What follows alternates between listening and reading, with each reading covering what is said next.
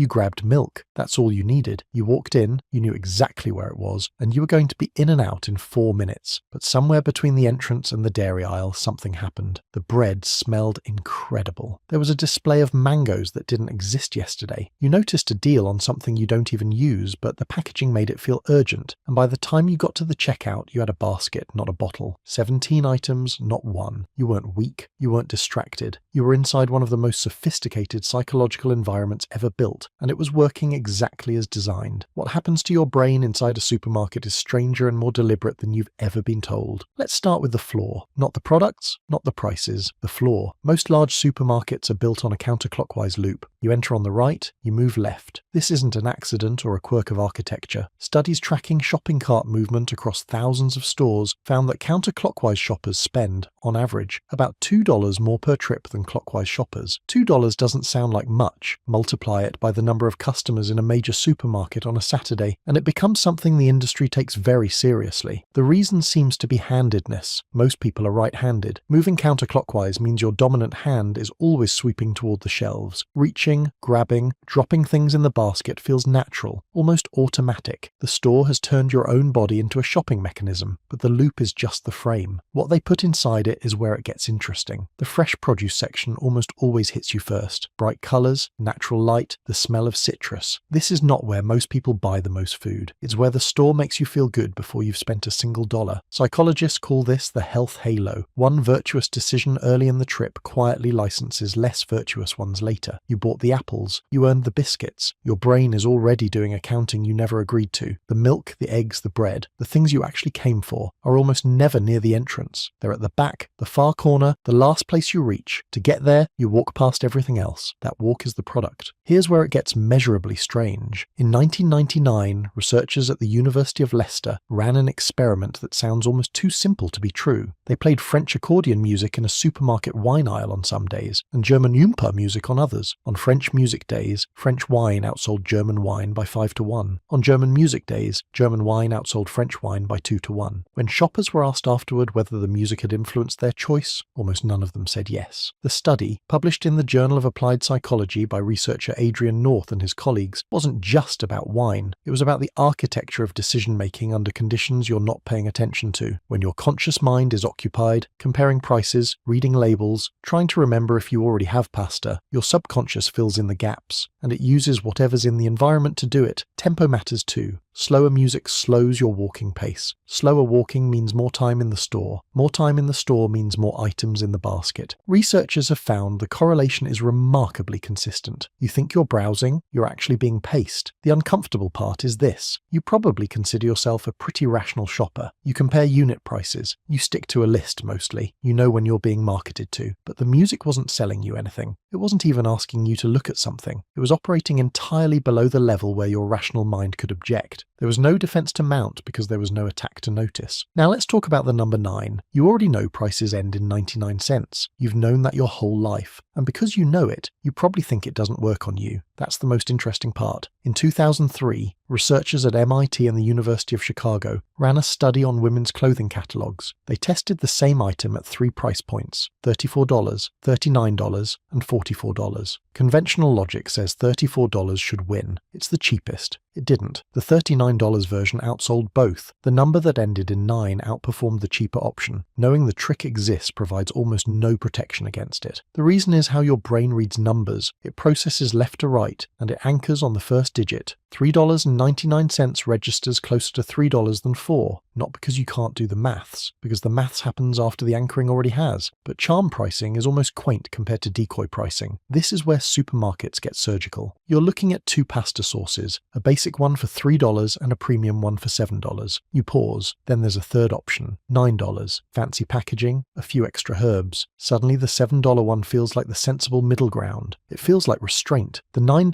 option wasn't put there to sell pasta sauce. It was put there to make the $7 option feel reasonable. The decoy exists purely to move your perception of value, and it works even when you can see exactly what's happening. The store isn't just selling you products, it's selling you a feeling of having made good decisions. That feeling is carefully manufactured. This is the part nobody talks about. You walk down an aisle and something catches your eye. You think you noticed it because it stood out. You did.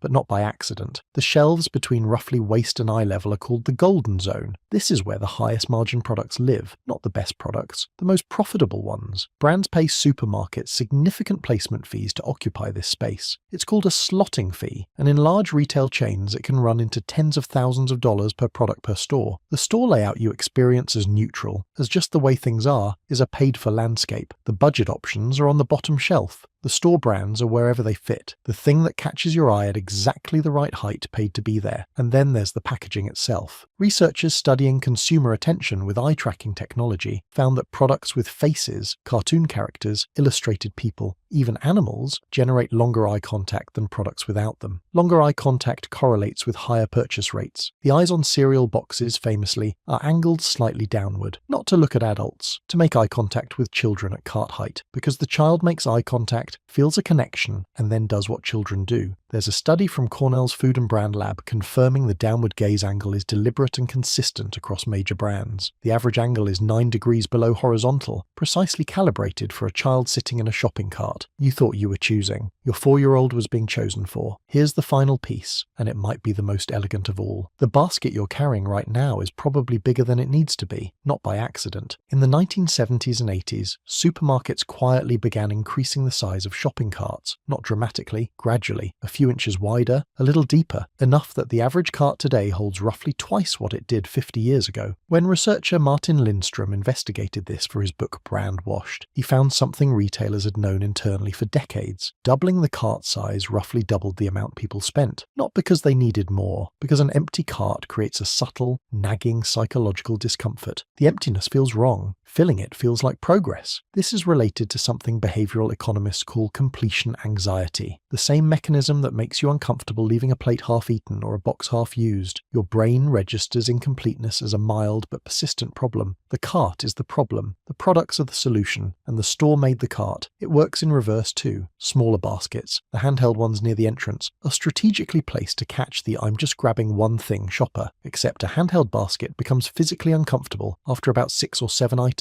The discomfort creates urgency. You want to get to the checkout faster, which means less deliberation, which means less second guessing, which means more of what's already in your hand makes it through. The size of what you're carrying is shaping what you decide to buy. The container came before the contents, and somewhere a retail designer spent a career perfecting exactly how heavy your arm should feel before you stop thinking clearly. You were never just shopping. You were navigating a system built by people who have studied you longer than you've been studying them. So next time you grab a basket or a cart, just notice it for a second. Notice the size of it. Notice what's at eye level. Notice the smell near the entrance and how good you feel before you've bought a single thing. You don't need to shop differently. You don't need to outwit anything, but there's something quietly remarkable about the fact that the most ordinary errand of your week, the one you've done hundreds of times, is one of the most psychologically sophisticated environments you'll ever walk through. Every aisle, every angle, every note of music was tested and refined and tested again. All of it aimed at the same ordinary moment. You, a basket, and a bottle of milk you definitely came in for. You got the milk, you just brought some friends along with it.